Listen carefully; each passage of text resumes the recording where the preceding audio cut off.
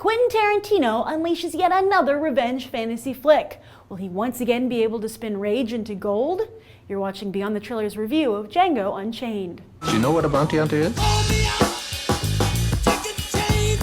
You kill people, and they give you a reward. Better they are, bigger the reward. I need your help. I'm looking for the Brittle Brothers. However, I don't know what they look like, but you do. Don't you? They caught my wife, and they sold her, but I don't know who to. That means we visit every plantation until we find them. That's right, gold, of both the box office and awards variety. See, back in 2009, Tarantino decided to rewrite history with Inglorious Basterds, giving the Jewish community, and pretty much the rest of the world, the ending they would have liked for World War II. This not only resulted in Tarantino's biggest box office hit ever, the previous record holder was Pulp Fiction, but the flick won many Best Supporting Actor awards for Christoph Waltz, including the Oscar, where Inglorious Basterds was also nominated in 7 other categories, including Best Picture. So, of course, Tarantino was going to make another one. But instead of focusing on the rewriting history angle, instead Tarantino feels his real strength is tapping into the hatred of minority groups denied justice and giving it to them, so to speak, on screen. Therefore, after taking on the Holocaust, Tarantino is now addressing slavery. And that is indeed an untapped vein of hatred and anger, as while Hollywood has made a slew of prominent Holocaust films, only the television miniseries Roots has truly addressed the issue of slavery. In fact, though, Tarantino had wanted to tackle the topic even before Inglorious Basterds, telling UK's The Telegraph in 2007 he was eager to create a new genre that dealt with serious issues in genre fashion, particularly that of spaghetti westerns. Films, he specified, that deal with everything that America has never dealt with because it's ashamed of it, and other countries don't really deal with because they don't feel they have the right to. Well, as we all know, that's exactly what he did first with Inglorious Basterds, a spaghetti western that dealt with Germany's greatest travesty. And perhaps it was a good idea to start with an atrocity that happened an ocean away before dealing with one that occurred in our own backyard. But with that in mind, will American audiences be able to cheer on Django Unchained as they did Inglorious Basterds? Hey, the latter did pretty good business in Germany.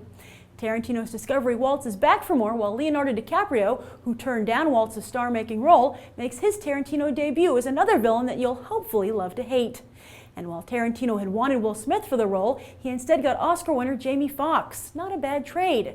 So has Tarantino succeeded in creating a new genre?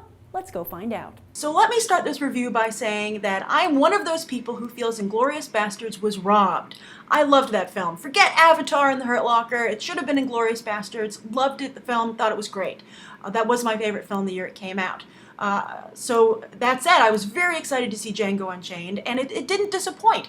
I have to say, I feel Tarantino has achieved his goal of creating a new genre, and he does it very well. You know what? I'm also impressed that he's able to tap into these feelings of anger and give this feeling of justice and revenge to the audience. And he makes, even though you might not be personally tied to this hatred and anger, he helps you understand it and feel it, but never in a cheap way, and never in an exploitive way, at least in my opinion. So I definitely think that Django Unchained can stand in the same genre as Inglorious Basterds, but I do have to say, I don't think it can stand totally shoulder to shoulder. And the reason I would say that is because this is a very mission-driven film. I didn't really see any character arcs. I don't think the characters really went through, they go through horrible situations, but I don't know how much it changed them from the beginning. I don't think you see a real change in the characters internally from the beginning of the film to the end of the film. I guess I would say that I think Django Unchained lacks a deeper meaning. And for that reason, I don't feel it's going to be a huge Oscar contender. That said, though, it's still a wonderful film. It's one of my favorite films of the year. I would recommend anyone go see it. It's very funny, and I really appreciate the way it so starkly deals with the issue of slavery. And I think one of the things it captures best, in my opinion, is the very twisted, almost surreal relationships, interpersonal relationships that came out of this situation of having slave owners surrounded by so many of their slaves that they're outnumbered, and the way they keep control of that, and the way that these people still have to interact together day to day, and how they do that. I thought that was fascinating.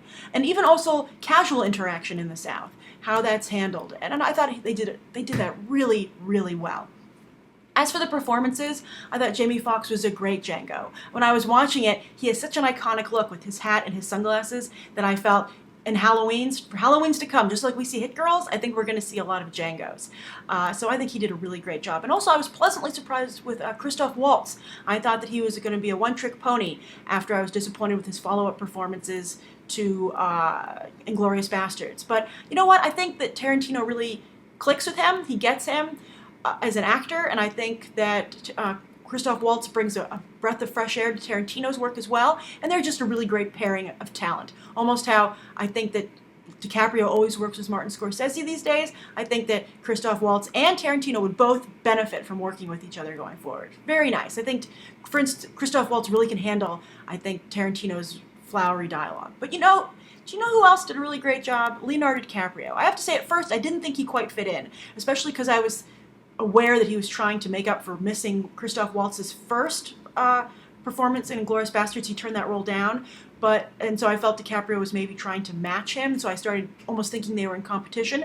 But as the film went on, I separated that, and you really saw DiCaprio for who he was playing, and he disappeared into the role, which I think is really to his credit.